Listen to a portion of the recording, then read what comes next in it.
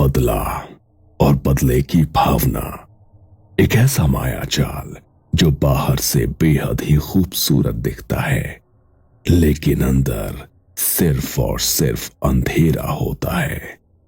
धीरे धीरे नफरत इंसान की सोच को खा जाती है, उसकी आंखों से सच छीन लेती है और दिल में जहर भर देती है। वो समझ ही नहीं पाता कि वो लड़ रहा है या खुद को खत्म कर रहा है, और जब उसे एहसास होता है तब तक बहुत देर हो चुकी होती है। कुसुम शर्मा अपने बेटे आरव के साथ शहर के एक पुराने लेकिन सजे सवरे घर में रहती थी। आरव कॉलेज जाता था, अपनी पढ़ाई और दोस्तों में व्यस्त रहता था। कुसुम ज्यादातर वक्त घर में ही रहती, लेकिन एक बात थी जो आरव ने सालों से नोटिस की थी। हर रात लगभग एक ही वक्त पर कुसुम चुपचाप घर से निकल जाती थी। न कोई वजह, न कोई जवाब। आरव जानता था कि उसकी मां रात में घर पर नहीं होती, लेकिन उसने कभी सवाल नहीं किया, क्योंकि मां की आंखों में वो अजीब सी चमक देख चुका था जिसके बारे में सवाल पूछना आसान नहीं होता।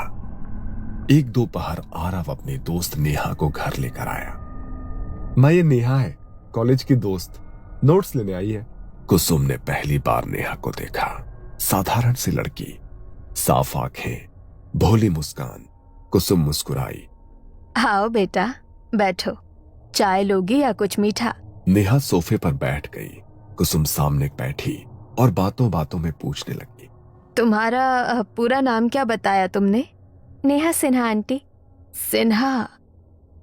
अच्छा, तुम्हारे पापा क्या करते हैं? पापा विवेक सिन्हा प्राइवेट कंपनी में है।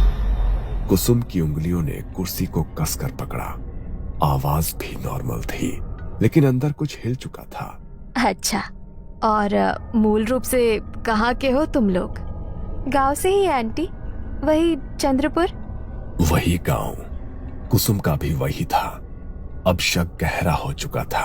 और तुम्हारी मम्मी? रिया सिन्हा, वो भी पापा के साथ उसी कंपनी में काम करती हैं।